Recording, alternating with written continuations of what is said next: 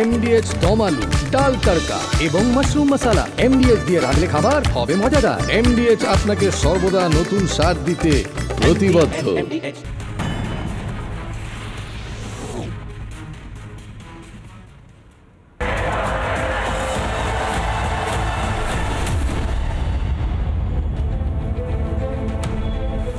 নমস্কার, দেখছেন রিপাবলিক বাংলা। হচ্ছে ডাকের বিশেষ পর্ব নিয়ে আপনাদের সঙ্গে আজ রয়েছে আমি সমাদ্রেতা। হচ্ছে ডাকি এই রাজ্যের চাকরিহারাদের সঙ্গে কেন এই প্রশ্ন করছি, কারণ ঠিক ঘড়ির কাঁটায় 5টা বেজে গিয়েছে এবং আর কিছুক্ষণের মধ্যেই মমতা বন্দ্যোপাধ্যায় বিশেষ সাংবাদিক সম্মেলন করবেন, যে কথা তিনি নিজে সমাজ মাধ্যমে ঘোষণা করেছেন। কি বলবেন এই সাংবাদিক সম্মেলন করে?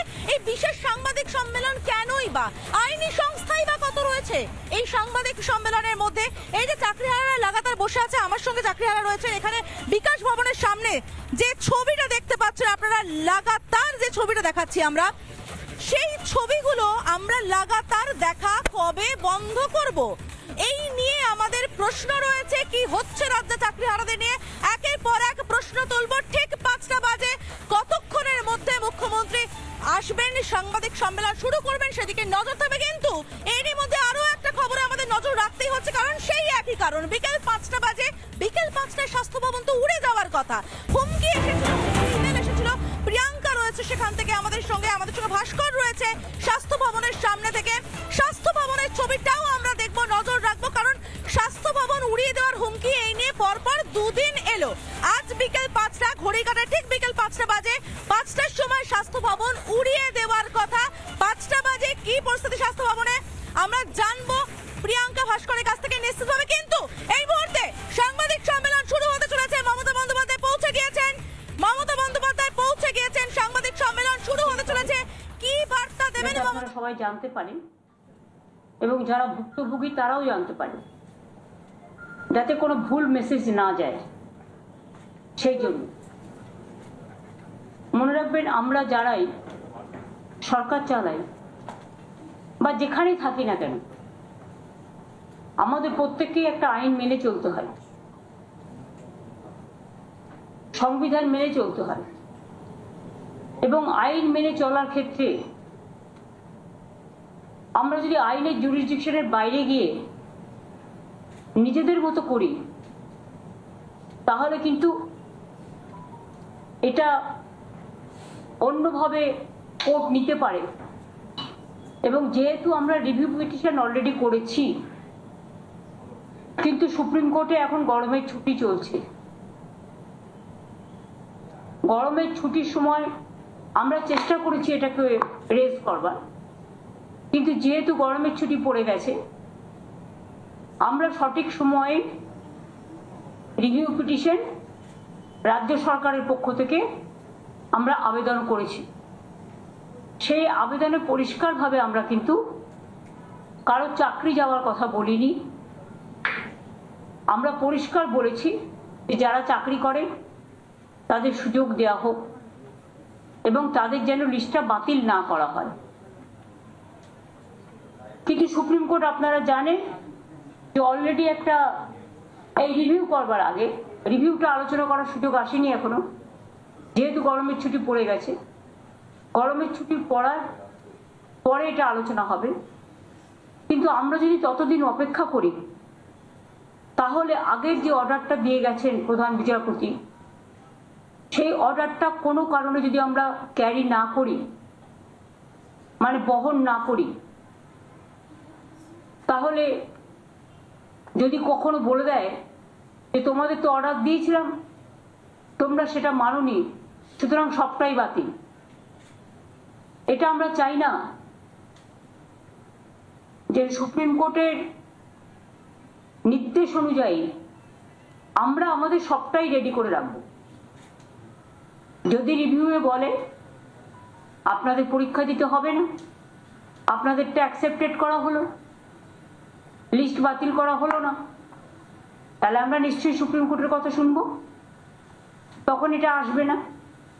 কিন্তু আমরা একটা হাতে টাইম নিয়ে করেছি এই কারণে যে যাতে রিভিউ পিটিশনও চলবে আর আমাদের প্রসেসটাও 31শে মের মধ্যে করতে বলেছে, নোটিফিকেশন করতে বলা হয়েছে।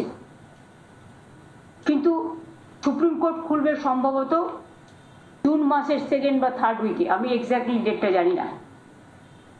কিন্তু আমাদের টাইমটা বেঁধে দেওয়া হয়েছে, যেটা আগের জাজমেন্ট রিভিউ করবার আগে, সেটা কিন্তু 30th, এটা হচ্ছে 31st May 2025 is to be filed। ওনারা পরিষ্কার বলেছেন, since the panel has been cancelled and the affidavit of compliance of issue of advertisement by 31st May 2025 is to be filed, we may do the following timeline for that। আমি প্রথমে teacher যারা আছেন তাদের কথাটা আগে বলবো। দুটো part আছে, একটা গ্রুপ সি গ্রুপ ডি আর একটা হচ্ছে টিচারদের পার্ট। আমি পরিষ্কার বলবো যে দেখুন, এটা আমরা করতে বাধ্য হচ্ছি, আমাদের করার যে ইচ্ছে ছিল মন থেকে তা নয়। আমরা চাই চাকরি হারারা সকলে চাকরি ফিরে পাক, যারা প্রথম দিন থেকে আমরা বলেছি আপনাদের সাথে আছে। এবার অনেকে ইন্ডিভিজুয়াল চলে গেছেন, তারাও গিয়ে কখনো কখনো কোর্ট থেকে অনেক নেগেটিভ রিপোর্ট চলে আসছে, কিন্তু আমরা সেটা করব না। সেটা করতেই পারে, এটা তাদের অধিকার, যে কোনো কেউ যেতে পারে। কিন্তু আমরা রাজ্য সরকারের পক্ষ থেকে যখন করি, তখন পুরো রাজ্যটাকে নিয়ে করতে হয় এবং সবার স্বার্থটা আমাদের দেখতে হয়। তাই পরিষ্কার করে বলছি, ম্যাটারটা খুব সেন্সিটিভ। প্রেস মিডিয়াকে আমি অনুরোধ করব যে আপনারা দয়া করে কোনো কথা, কোনো লাইন আমাদের ডিস্টর্ব করবেন না এবং নেগেটিভ এবং ন্যারেটিভ দেবেন না, কারণ আমরাও কিন্তু সবটা রেকর্ড করে রাখছি, কারণ সুপ্রিম কোর্ট এটা আমাদের পেশ করতে হতে পারে। সুপ্রিম কোর্টের যেহেতু অর্ডার আছে 31st মের মধ্যে করতে হবে, আমরা এতদিন ধরে অপেক্ষাই করছিলাম। অর্ডার তো বেরিয়েছে অনেক দিন আগে, প্রায় অ্যাবাউট 2 months হবে। 3rd April 17th April, 3rd April 17th April, তাহলে প্রায় অনেক দিন হয়ে গেছে, কিন্তু আমরা কোনো অ্যাকশন নিচ্ছিলাম না। আমরা ওয়েট করছিলাম যে এর মধ্যে হয়তো রিভিউ যেটা আমরা করেছি রাজ্য সরকারের থেকে, সেটা হয়তো আলোচিত হবে এবং তার পরিপ্রেক্ষিতে যে আদেশ কোর্ট দেবেন তাতে হয়তো চাকরি প্রার্থীদের পক্ষেও হতে পারে। ফলে আমরা অপেক্ষা করছিলাম, কারণ আমরা বলেছি যে চাকরি প্রার্থীদের চাকরি আমরা খেতে চাই না। কিন্তু যেহেতু এখনো রিভিউটা হয়নি, কারণ রিভিউ পিটিশন পেন্ডিং আছে এবং কোর্টে গরমের ছুটি পড়ে গেছে, অথচ আমাদের হাত বেঁধে দেওয়া হয়েছে 31শে মের মধ্যে করতে হবে, নোটিফিকেশন করতে হবে। তাই বাধ্য হয়ে আমি জানাচ্ছি, দুটো প্রসেসই আমাদের চালু থাকবে। একটা হচ্ছে সুপ্রিম কোর্টের অর্ডার অনুযায়ী আমরা 31শে মের মধ্যেই সুপ্রিম কোর্ট যে অর্ডারটা দিয়েছে সেটা নোটিফিকেশন করব। আর দ্বিতীয়ত, যদি রিভিউ যেটা আমরা করেছি, রিভিউতে যদি আমরা ভালো রেজাল্ট পাই, তাহলে আমরা সেটাকে গ্রহণ করব। দুটো অপশানই আমরা ওপেন রেখেছি। কিন্তু পরে যাতে বলতে না পারে সুপ্রিম কোর্ট যে 31শে মের মধ্যে তোমাদের নোটিফিকেশন করতে বলা হয়েছিল, তোমরা কেন করোনি, সেই জন্যই আইন মেনে আমাদের এই কাজটা করতে হচ্ছে। কিন্তু অপশন আমাদের ওপেন থাকছে ফর রিভিউ। আমরা যেহেতু 31শে মের কথা বলা হয়েছে, তাই আইনজ্ঞদের সাথে কথা বলে সবার সাথে আলোচনা করে issue of advertisement and file affidavit, যেহেতু 31শে মে লাস্ট ডেট করেছি আমাদের, 30শে মে কিন্তু এটা আমাদের করতে হবে। অ্যাডভার্টাইজমেন্টটা আমাদের করতে হবে 30শে মে, কারণ যেহেতু 31শে মে মধ্যে করতে বলেছি। তাহলে আমরা অ্যাডভার্টাইজমেন্ট করব। আমি কিন্তু আবার বলছি, অপশন কিন্তু ওপেন আছে রিভিউয়ের জন্য। রিভিউয়ে যেটা বলবে আমরা সেটাই মানব। এখন যেহেতু হাতে কোনো উপায় নেই বলে আমরা এটা করছি, যেহেতু সময় টাইম ইজ রানিং আউট, তাহলে issue of advertisement and file affidavit 30শে মের মধ্যে আমাদের করতে হচ্ছে,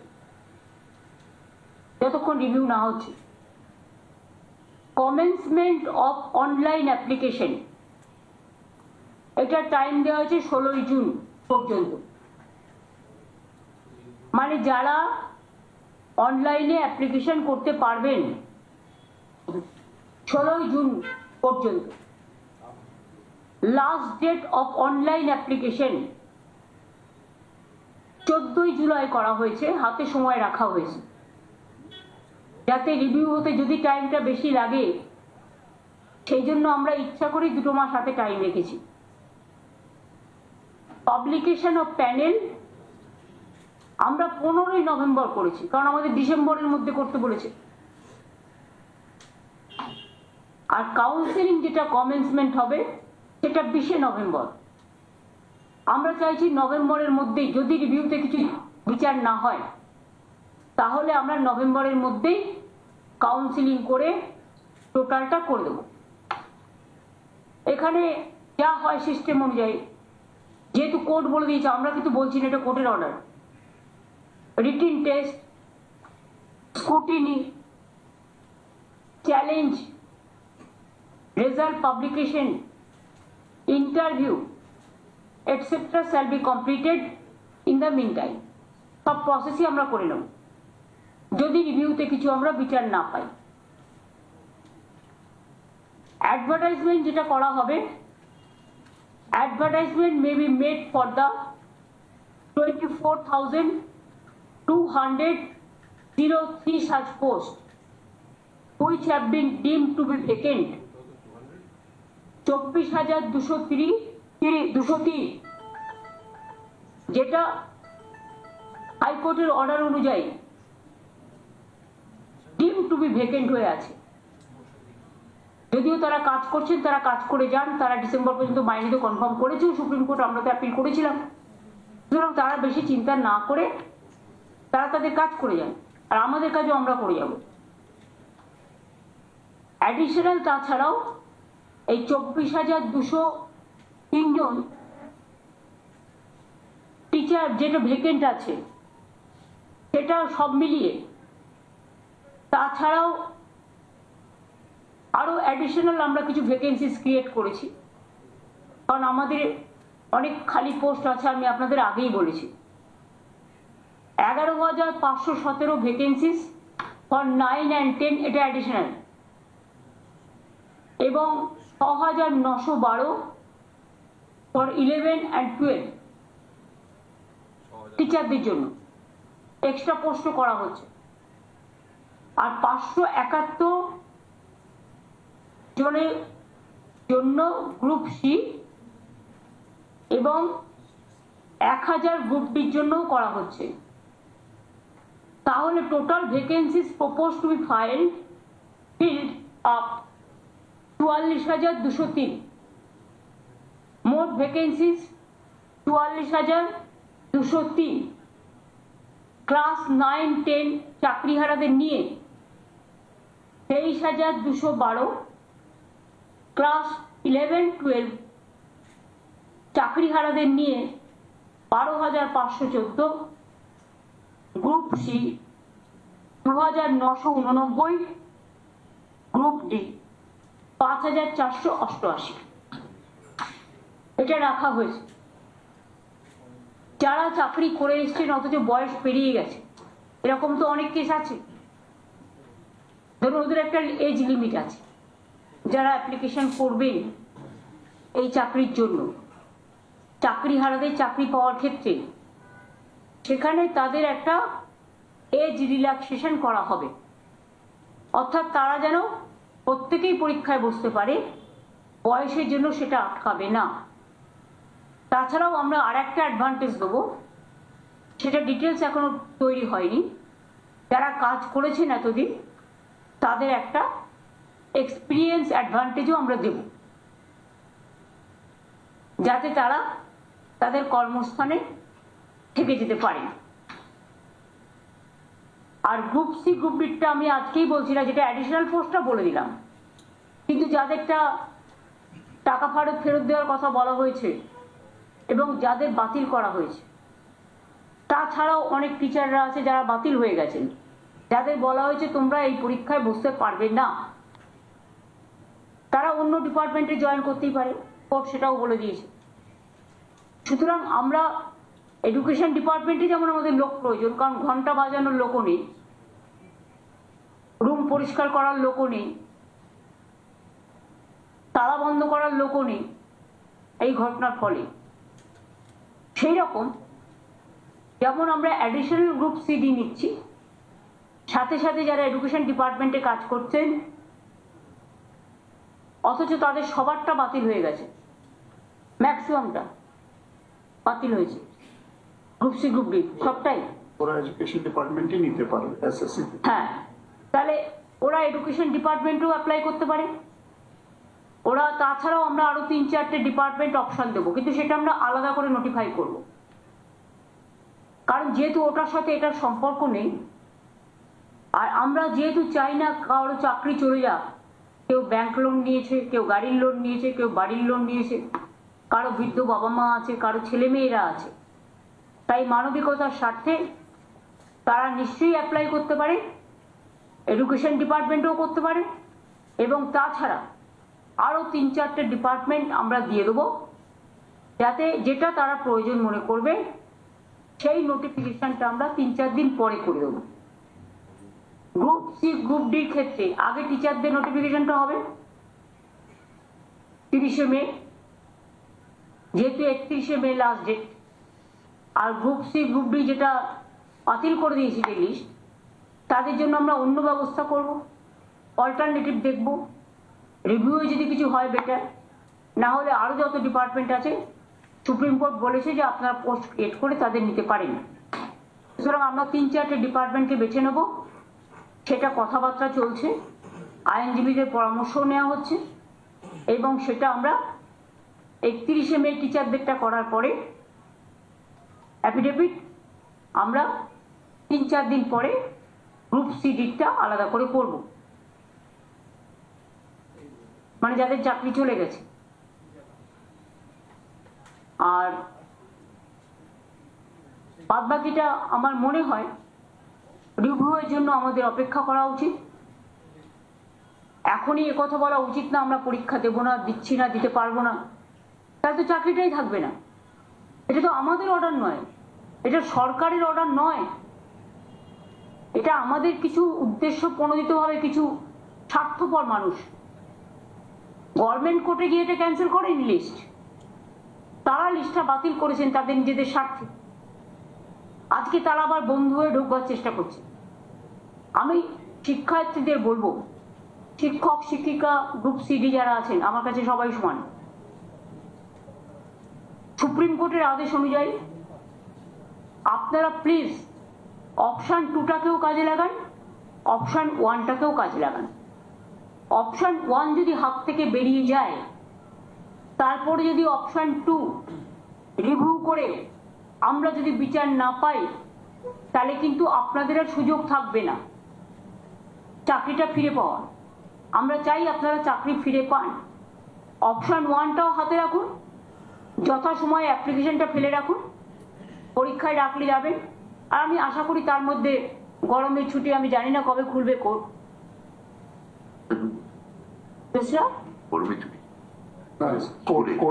হাইকোর্ট সুপ্রিম কোর্টে কবে খুলবে আমি জানি না ঠিক।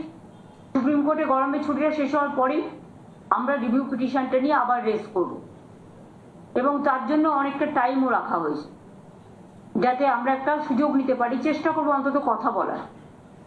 আমাদের আইনজীবীরা তারা সাধ্যমতো লড়বেন, কিন্তু বিচার তো আমার হাতে নেই, বিচারের দায়িত্ব বিচারপতিদের হাতে। সুতরাং আমরা মানবিকভাবে তুলে ধরব যাতে তাদের লিস্টটা বাতিল করা না হয় এবং তারা যেন চাকরিতে সুযোগ পায়। যেটা করে যাচ্ছে সেটা থেকে যেন বিরত না হয়। আর যদি সেটা নাও হয়, তা সত্ত্বেও আমি বলছি আপনারা স্কুলে যাচ্ছেন যান, ডিসেম্বর পর্যন্ত তো অলরেডি সুপ্রিম কোর্ট বলেই দিয়েছে মাইনে পাবেন, আর তার মধ্যে আপনারা পরীক্ষাটায় বসুন। আপনাদের এজ রিল্যাক্সেশনও করা হচ্ছে, এক্সপিরিয়েন্স ব্যাপারটাও দেখা হচ্ছে।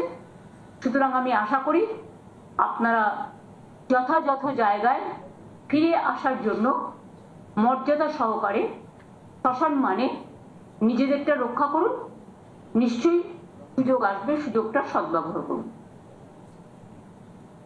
আমার এইটুকু অনুরোধ থাকে, এটা আমি বাধ্য হয়ে করতে বললাম, কারণ কোর্টের অর্ডার আমি যদি না মানি তাহলে 26,000 টিচারদের যাদের কেস কোর্টে পড়ে আছে, বাতিল করে দিয়েছে যে লিস্ট, তাতে তারা বিপদে যাতে না পড়েন সেই জন্যই আমাদের অপশন 1 অপশন 2 রাখতে হয়েছে।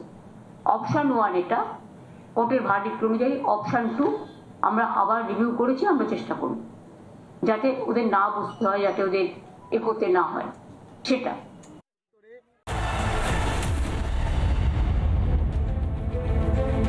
আশা করি এটা নিয়ে 26,000 টিচারদের ব্যাপার আছে, জলঘোলা করবেন না কেউ। টিচারদের আমি ত্রিপুরাতেও দেখেছি 10,000 টিচার ছাঁটাই হয়ে যাওয়ার পরে প্রতিশ্রুতি দেওয়া সত্ত্বেও বর্তমান সরকার সেখানে যারা আছেন করেন তো নি, উপরন্ত লাঠি মেরেছে, মাথা ফাটিয়ে দিয়েছেন সবাইকে। ইউপিতেও 69,000 টিচারের চাকরি চলে গেছে, এমনকি আরো অনেক রাজ্যে প্যানেল ক্যান্সেল হয়ে গেছে। আপনারা মধ্যপ্রদেশে দেখেছেন ভ্যাপাম কেস নিয়ে কি হয়েছে, কতজন মারা গেছে, আজ পর্যন্ত মানুষ বিচার পায়নি।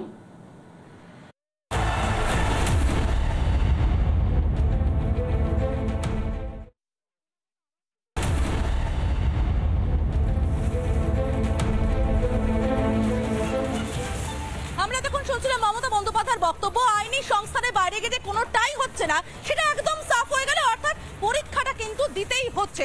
একটু বাদে সাংবাদিক সম্মেলন করবেন এখানে চাকরিহারা যারা রয়েছেন তারা, কিন্তু তার মাঝেই আমরা কথা বলে নেওয়ার চেষ্টা করবো যারা রয়েছেন এখানে তাদের সঙ্গে। মমতা বন্দ্যোপাধ্যায় পুরো বক্তব্য শুনেছেন, মমতা বন্দ্যোপাধ্যায় যা বললেন তাতে একটা জিনিস ভীষণ রকম পরিষ্কার, পরীক্ষাটা দিতেই হচ্ছে, কোনো উপায় তো বেরোলো না। এটা নিয়েই খুব আশাহত, কি করে সম্ভব? মানে আমরা বারবার বলে আসি যে উনি যে কোনো প্রকারে আমাদের বাঁচিয়ে আনুন, আমরা ওনার প্রতি আশাবাদী, কিন্তু এক্সাম করে নয়, এবং এটা ওপেন টু অল করে দিয়েছে, মানে সমস্ত ফ্রেশার্সদের সাথে। শুধু যে আপনারা বসছেন তা না, ফ্রেশার্সরাও বসছে, শুধু এজ রিল্যাক্সেশনটুকু পাচ্ছে, শুধু এজ রিল্যাক্সেশন।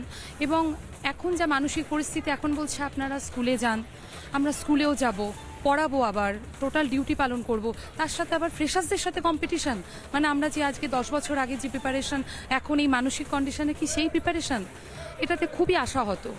মানে এই জায়গা থেকে আমার প্রশ্ন যে আপনারা তো বারবার বলছিলেন যে পরীক্ষাটা আমরা কেন দেব, যোগ্য অযোগ্যকে তার তো কোনো নির্ধারণ হয়নি, আপনারা যে যোগ্য নন সেটাও যেমন প্রমাণিত নয়, সেরকম ভাবে আপনারা যোগ্য সেটাও প্রমাণিত নয়। এই জায়গাটাতেই তো আটকে আছে পুরো বিষয়টা। পরীক্ষাটা দিতেই হচ্ছে, মমতা বন্দ্যোপাধ্যায়ের কথায় আজ সম্পূর্ণ পরিষ্কার। কি করবে? দেখুন, উনি কিন্তু বলছেন যে এখন সুপ্রিম কোর্টের নির্দেশ অনুযায়ী নোটিফিকেশন বের করতে হচ্ছে, না হলে আইনি সমস্যা হবে। তার সাথে উনি কিন্তু এটাও বলেছেন যে রিভিউ পিটিশন থেকে যদি আমরা ফিরে আসতে পারি তাহলে তো এটা পরিবর্তন হবে। তো আমরা চাই যে যেভাবেই হোক উনি আমাদের রিভিউ পিটিশন থেকে ফিরিয়ে আনুক, কারণ এই পরীক্ষায় নতুনদের সাথে কম্পিট করা আমাদের পক্ষে কোনোভাবেই সম্ভব নয়। আমরা আমাদের সর্বশক্তি দিয়ে পড়াশোনা করলেও আমি যে চাকরিটা পাবো, সেই দিন যে আমি আমার বেস্ট পারফরমেন্স দিতে পারবো তার গ্যারেন্টি কোথায়? আমি যে চাকরিটা ফিরে পাবো তার গ্যারেন্টি কি উনি আমাকে দিতে পারবেন? আমরা যতজন যোগ্য শিক্ষক শিক্ষিকা রয়েছে, আমাদের এগেইনস্টে কিন্তু কোনো অ্যালিগেশন প্রমাণিত হয়নি, not specifically found to be tainted বলা হচ্ছে, আমাদের বিরুদ্ধে কোনো অ্যালিগেশন নেই। তাহলে আমরা প্রত্যেকে কি চাকরি ফিরে পাবো? এটার নিশ্চয়তা কে দেবে? যদি আমরা পরীক্ষায় বসে আমরা সবাই চাকরি ফিরে পাবো? আমরা সবাই সেদিন পরীক্ষার হল পর্যন্ত পৌঁছাতে পারবো? যে ম্যাডামের আজকে প্যারালাইসিস হয়ে গেছে, উনি কিভাবে পরীক্ষা দেবেন?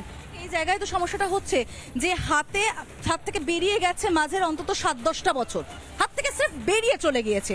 এখন বসতে হচ্ছে একদম যারা নতুন পাশ করে এসেছে তাদের সঙ্গে প্রতিযোগিতায় বসতে হচ্ছে, এবং হচ্ছেই বসতে, এর মাঝামাঝি কোনো উপায় নেই। ঠিক এই কথাটাই তো সবাই বলছিল যে আইনি সংস্থান কিছু নেই। তাহলে মমতা বন্দ্যোপাধ্যায় যে কথাগুলো বলছেন সেগুলো তো শুধুই প্রতিশ্রুতির বন্যা।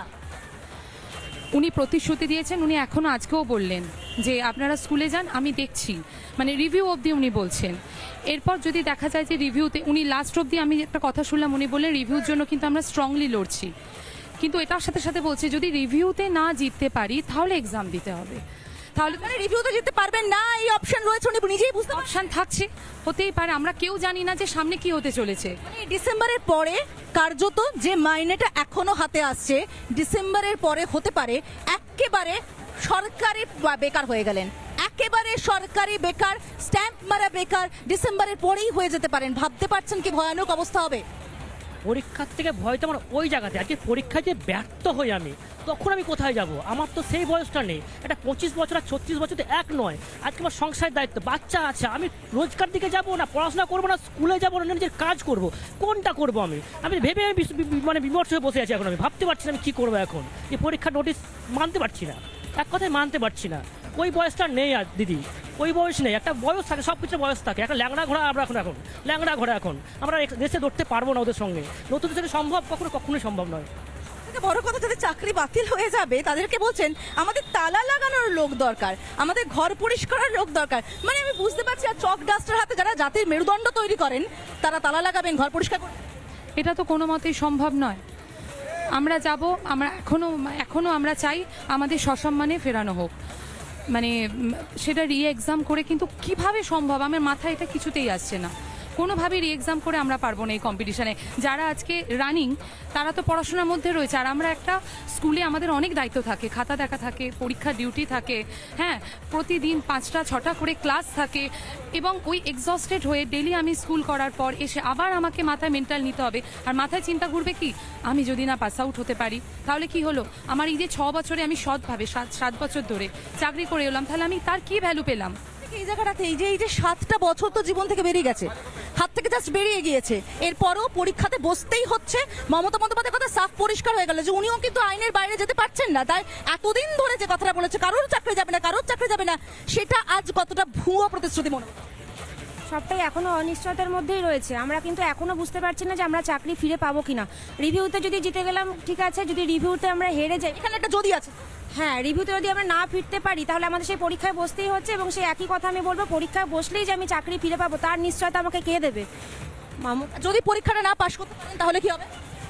দেখুন, আমরা তো পরীক্ষার দিকে যেতেই চাইছি না। আমাদের কাছে উনি যে দুটো অপশন, তো যেটা তো হচ্ছেই, মমতা বন্দ্যোপাধ্যায় নিজেই বলছেন অপশন 2টা সেটা যে একদম ডিলেমার মধ্যে রয়েছে, সেটা যে যদি রয়েছে সেটা নিজেই বলছেন মমতা বন্দ্যোপাধ্যায়। অ্যাকচুয়ালি ওনার কাছে অপশন অনেক কিছু থাকতে পারে, কিন্তু আমাদের কাছে ওয়ান অ্যান্ড অনলি অপশন এই চাকরিটা, এবং সেটা রিভিউয়ের মাধ্যমে ফিরতে পারে। আমরা চাইছি যে উনি সেই জিনিসটাকে কিভাবে সেটাকে মানে রিভিউ থেকে আমাদের প্যানেলটাকে বাঁচিয়ে আনতে পারেন। আমরা সেই দিকেই আশা তাকিয়ে থাকবো। রিভিউ থেকে বাঁচিয়ে আনতে পারবে বলে মনে হচ্ছে আদৌ? আজকে মমতা বন্দ্যোপাধ্যায়ের কথা শুনে, শব্দ শুনে, বডি ল্যাঙ্গুয়েজ থেকে মনে হলো কোথাও রিভিউ থেকে ফিরিয়ে আনতে পারেন? আইনি সংস্থান আছে বলে মনে হলো ওনাকে দেখে?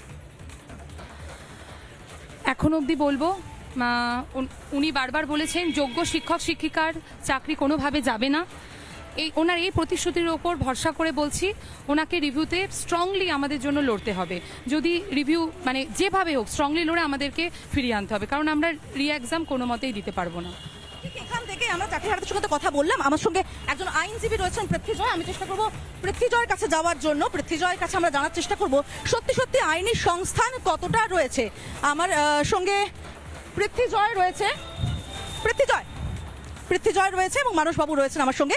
আমি পৃথ্বীজয়ের কাছে জানার চেষ্টা করবো। পৃথ্বীজয়, আজকে মমতা বন্দ্যোপাধ্যায় যে কথাটা বললেন খুব পরিষ্কার ভাষায় বললেন যে দুটো অপশন, প্রথম পরীক্ষা, কারণ সুপ্রিম কোর্টের নির্দেশের বাইরে যে যাওয়া যায় না, মানসবাবুও জানেন, পরীক্ষাটা দিতেই হবে।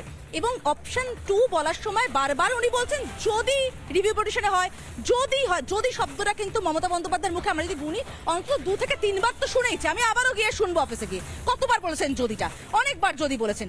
যদির জায়গা আছে মানে উনিও বুঝতে পারছেন যে রিভিউ পিটিশনে ব্যাপারটা বের করে আনাটা কার যত দুঃসাধ্য। আপনি আইনজীবী, আমি আইনি সংস্থানটা আপনার মাধ্যমে দর্শকদের জানাতে চাই। দেখুন, রিভিউ পিটিশনটা কি সেটা দর্শকদের সবার আগে জানতে হবে। যারা আইনজীবী নন তাদের জন্য আমি বলছি, রিভিউ পিটিশনটা হলো যদি কোনো অর্ডার হয়ে থাকে, সেখানে যদি কোনো গ্রামাটিক্যাল, কোনো ক্লারিক্যাল এরার হয়ে থাকে, সেটাকে কোর্টের সামনে তুলে ধরা এবং একই বেঞ্চ, একই জাজ সেই অর্ডারটাকে মডিফাই করে দেন। এইটুকুর বাইরে রিভিউ পিটিশনের অ্যাম্বিট অত্যন্ত কম। এখন যেটা আমি দেখছিলাম যে যারা টেন্টেড রয়েছেন, 6000 অ্যাপ্লিকেন্টস যারা রয়েছেন, যারা ক্যান্ডিডেট ছিলেন, তারাও একটা রিভিউ পিটিশন করেছিল, সেটাকে কিন্তু ক্যান্সেল করে দেওয়া হয়েছে। এখন এই মুহূর্তে কোন গ্রাউন্ডে রিভিউ পিটিশন উনি করেছেন এবং কি অ্যাকসেপ্ট হয়েছে সেই পিটিশনের কপিটা আমি আজকে পড়ে আসা হয়নি, ফলে আজকে আমি বলতে পারবো না যে তার কোন গ্রাউন্ডে উনি রিভিউটা কোর্টে প্লেস করেছেন। তো সেই জায়গায় আমার যেটা বক্তব্য, রিভিউ পিটিশনে যদি এক্সপেক্ট করা হয় যে এন্টায়ার জাজমেন্ট বা এন্টায়ার অর্ডার চেঞ্জ হয়ে যাবে, সেটা কিন্তু বোকামি, সেটা সম্ভব নয়। এবং উনি কি বলছেন, উনি বলছেন এজ রিল্যাক্সেশন দেওয়া হবে এদের জন্য, কিন্তু এদেরকে কিন্তু কম্পিট করতে হবে একেবারে ফ্রেশার্সদের সঙ্গে। পরীক্ষাটা হচ্ছেই মানসবাবু, সেটা মমতা বন্দ্যোপাধ্যায়ের কথায় সম্পূর্ণ পরিষ্কার হয়ে গেল। উনি চাকরি হারাদের জন্য নতুন কি করতে পারলেন? তাও আমি একটা জিনিস আপনাকে বলি, যতক্ষণ আমাদের বাংলা একটা প্রবাদ আছে, যতক্ষণ শ্বাস ততক্ষণ আস। আসলে মমতা বন্দ্যোপাধ্যায় নেই, সে তো মমতা বন্দ্যোপাধ্যায়ের কথাতেই পরিষ্কার। বলি দেখুন, উনি বলছেন যদি ইন কেস অফ, যদি বারবার বলছেন, কারণ কি যেটা ও বলল যে রিভিউ পিটিশনটা দুঃসাধ্য কিন্তু অসম্ভব বলেনি, অসম্ভব বলেনি উনি এখন বলছেন, তখন বলেছেন দুঃসাধ্য, অত্যন্ত দুঃসাধ্য। আমি বলেছেন, আমি বলেছি অসম্ভব নয়। কিন্তু মমতা বন্দ্যোপাধ্যায়ের কথাতেই কিন্তু ভীষণ রকম পরিষ্কার হয়ে যাচ্ছে যে এটা আদতে দুঃসাধ্য, কারণ তিনি নিজেই তো প্রতিটা সেন্টেন্সে দুটো তিনটে করে যদি বলছে, এখানে যারা দাঁড়িয়ে আছে আমি যাবো তাদের কাছে, আপনাদের মনে হয় যে মমতা বন্দ্যোপাধ্যায় যেটা বললেন সেটা সম্ভব? আচ্ছা, বলতে চাইছেন না ওনারা। আমি চাকরি হারা কারা কারা আছে এখানে দেখার চেষ্টা করবো। একটু কথা বলা যাবে আপনার সঙ্গে? আচ্ছা, একটু কথা বলা যাবে কিনা দেখি কারা কারা আছেন এখানে, একটুখানি দেখি দাদা। শর্ট করে আমি যাওয়ার চেষ্টা করবো এখানে যারা বসে রয়েছেন তাদের কাছে। দিদি, একটু কথা বলা যাবে আপনার সঙ্গে? আজকে মমতা বন্দ্যোপাধ্যায় যে কথা বললেন তাতে একটা জিনিস সাফ, আপনাদেরকে পরীক্ষা দিতেই হচ্ছে, এবং দিতে হচ্ছে কাদের সঙ্গে? ফ্রেশার্সদের সঙ্গে। দেখুন, উনি বলেছেন যে রিভিউ, কথা বলতে আপনি বলুন। হ্যাঁ, যদি উনি বলেছেন যদি রিভিউ পিটিশনে যদি কিছু না হয় তাহলে আমাদের এক্সাম ছাড়া আর কোনো উপায় নেই, যেহেতু সুপ্রিম কোর্টের রায়ে এটা বলা হয়েছে। তো প্রথম থেকে আমাদের একই বক্তব্য ছিল যে একই যোগ্যতার পরীক্ষা আমরা বারবার বসবো না, এবং আজকে করা হলো এটাকে ওপেন টু অল করা হলো, এবং বলা হলো কি একটা কিছু একটা মার্কস আমাদের যেহেতু একটা এক্সপিরিয়েন্স আছে সেটা দেওয়া, এবং সেটা কতটা কি ক্লিয়ার করা হলো না। আজকে 9 বছর যে এক্সাম হয়নি, সেই 16 সালের পর থেকেই 9 বছরের ভ্যাকেন্সি কিন্তু এমন কিছু হয়নি, এবং 9 বছরের বহু ছেলে মেয়ে যারা এসএসসির জন্য প্রস্তুতি নিয়েছে, মানে যারা আমাদের ছোট ভাই বোনের মতো, তারা কিন্তু প্রস্তুতি নিয়েছে শুধু এক্সামটার জন্যই। আমার একটা কথা খুব পরিষ্কার, খুব কম মানে সময় আমার হাতে আছে, আমি খুব সংক্ষেপে জানতে চাইবো, কোনো আশা রাখতে পারছেন আজকের এই প্রেস মিটের পর? না, আশা হতো তো বটেই, কারণ হঠাৎ করে যেখানে আমাদের কম্পিটিটিভ এক্সাম আর স্কুলে পড়ানোর মধ্যে অনেক তফাৎ।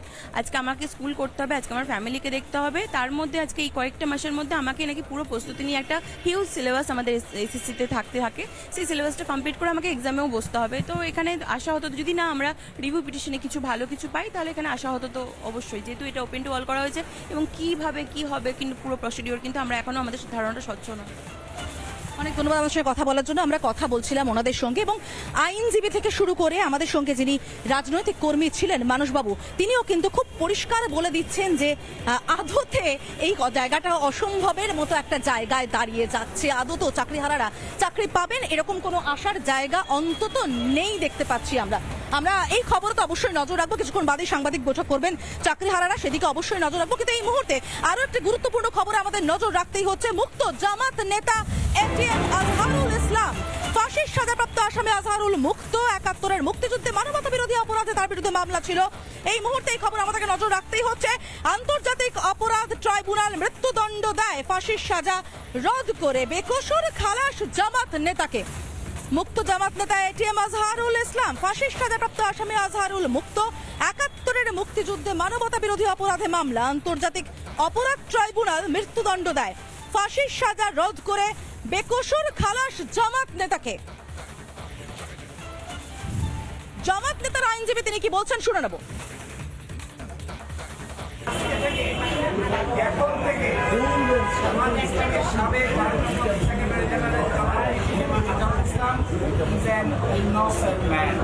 এই রায়ের মাধ্যমে আমরা মনে করি সত্য জয় হয়েছে, মিথ্যা পরাজিত হয়েছে। জামাতের এবং বিএনপির ৬ জন শীর্ষস্থানীয় নেতৃবৃন্দকে মৃত্যুদণ্ড কার্যকর করা হয়েছে।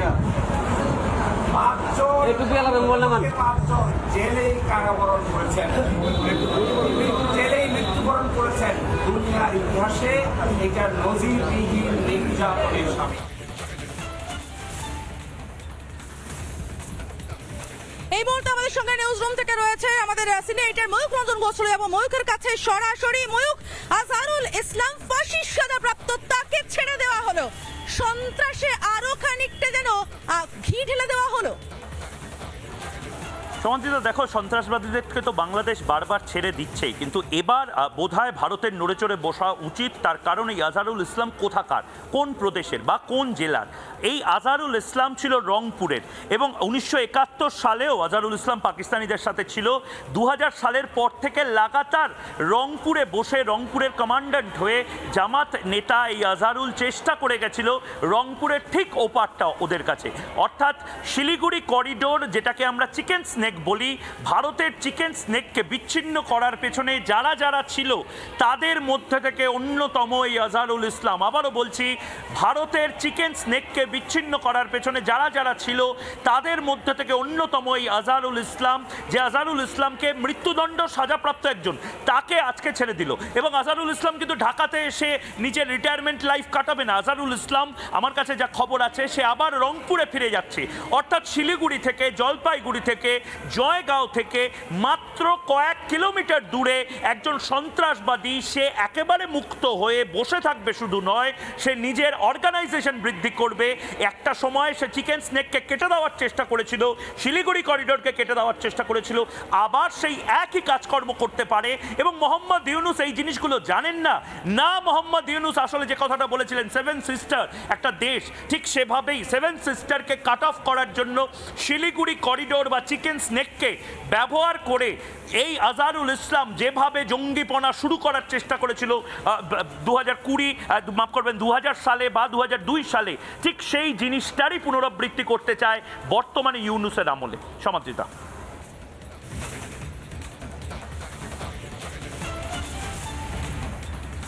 ধন্যবাদ ময়ূক। অর্থাৎ আরো একবার কিন্তু সন্ত্রাসীদেরকে কাজে লাগানোর চিন্তা করা হচ্ছে এবং যেরকম ময়ূক বললো, এবার কিন্তু ভারতের আরো বেশি সতর্ক হওয়া অত্যন্ত প্রয়োজন। আমরা একবার শুনে নেব আইনজীবী, জামাত নেতার আইনজীবী ঠিক কি বললেন। এখন থেকে সাবেক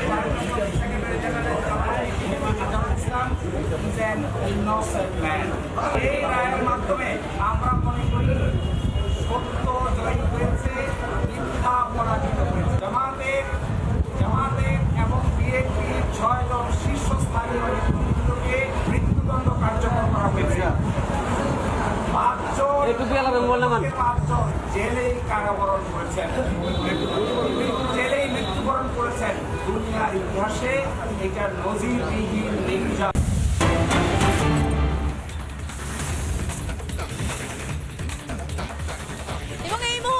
খবর আমরা নজর রাখবো, ঘড়ি কাটায় ঠিক 5:46 বাজে। 5টার সময় স্বাস্থ্য ভবন উড়ে যাওয়ার কথা ছিল বিস্ফোরণে।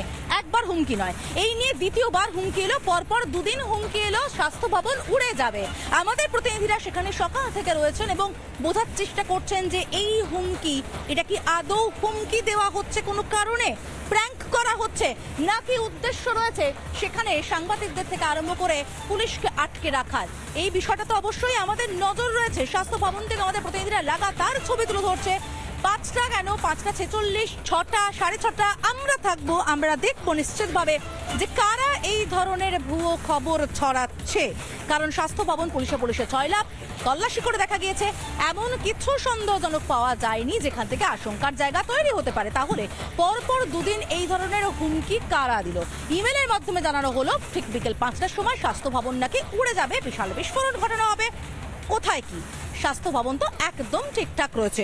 আমাদের সঙ্গে ভাস্কর রয়েছে সরাসরি, আমরা চলে যাবো ভাস্করের কাছে। ভাস্কর, টানা তুমি স্বাস্থ্য ভবনের সামনে থেকে রয়েছো, আজ প্রথম নয়, গতকালও একই ধরনের হুমকি দেওয়া হয়েছিল। কারা এই ধরনের হুমকি দিচ্ছে সেটা তদন্ত সাপেক্ষ আমরা জানি। উদ্দেশ্য কি থাকতে পারে? সেখানে সংবাদ মাধ্যমকে আটকে রাখার উদ্দেশ্য, সেখানে পুলিশকে আটকে রাখার উদ্দেশ্য, নাকি নিছক মজা?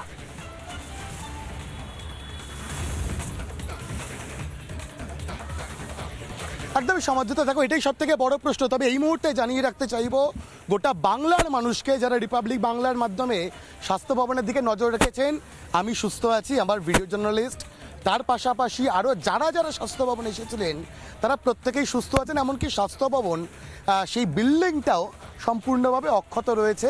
অন্তত যেমনটা ওই হুমকি দিয়ে বলা হয়েছিল 4টে জায়গায় RDX রাখা রয়েছে, নাকি বিকেল 5টার মধ্যে বিস্ফোরণে স্বাস্থ্য ভবনকে উড়িয়ে দেওয়া হবে, তার কিচ্ছুটি হয়নি। স্বাস্থ্য ভবনের জায়গাতেই রয়েছে। আর এবার অবশ্যই কিন্তু এটাও দেখার যে পুলিশ বারবার করে এখন কিন্তু খোঁজ শুরু করেছে, এই ইমেল যারা পাঠালেন তাদের খোঁজ শুরু করেছে। কারণ পরপর দুদিন কখনো আইডির মাধ্যমে স্বাস্থ্য ভবন নাকি উড়িয়ে দেওয়া হবে এমন একটা দাবি, আবার আজকের দিনে দাঁড়িয়ে 4 জায়গায় RDX রাখা হয়েছে, বিকেল 5টার মধ্যে স্বাস্থ্য ভবন নাকি থাকবে না, স্বাস্থ্য ভবনের জায়গায় ধ্বংসস্তূপ পড়ে থাকবে, এরকম যে দাবি, এরম যে হুমকি মেল, সেই মেল কারা পাঠালেন?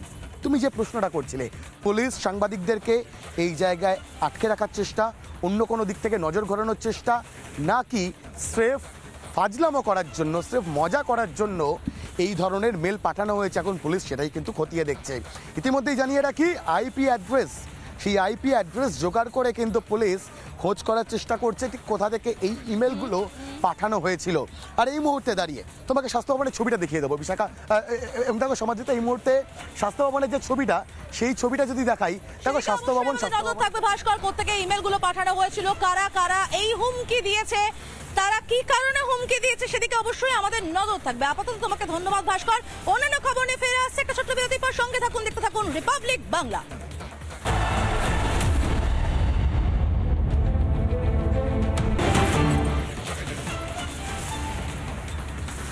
এই মুহূর্তে যে খবরে নজর রাখবো, বলা ভালো যে সুখবরের নজর রাখবো। আয়কর দাতাদের জন্য বড় স্বস্তির খবর, 15 সেপ্টেম্বর পর্যন্ত রিটার্ন ফাইল করা যাবে। সময়সীমা বাড়ানো হলো, বিজ্ঞপ্তি খুব দ্রুত প্রকাশ করা হবে। আরো একবার জানিয়ে রাখতে চাইবো, আয়কর দাতা যারা তারা ট্যাক্স রিটার্ন যেটা ফাইল করেন সেটার জন্য সময়সীমা আরো বাড়ছে। সময়সীমা পাবেন 15 তারিখ অবধি, 15 সেপ্টেম্বর অবধি তারা সময় পাচ্ছেন। 15 সেপ্টেম্বরের মধ্যে রিটার্ন ফাইল করলেই তারা তার সুবিধা পাবেন। আরো একবার জানিয়ে রাখতে চাইবো, আয়কর দাতাদের স্বস্তি, আইটি রিটার্ন ফাইলের মেয়াদ বাড়লো 15 সেপ্টেম্বর পর্যন্ত। খুব দ্রুত বিজ্ঞপ্তি জারি করা হবে। চায়ের আসল স্বাদ শুধু MDHT+ থেকেই আসবে। মাথায় দেখো লবঙ্গ এলাচ দিয়ে ভরপুর MDHT+ মশলা। MDH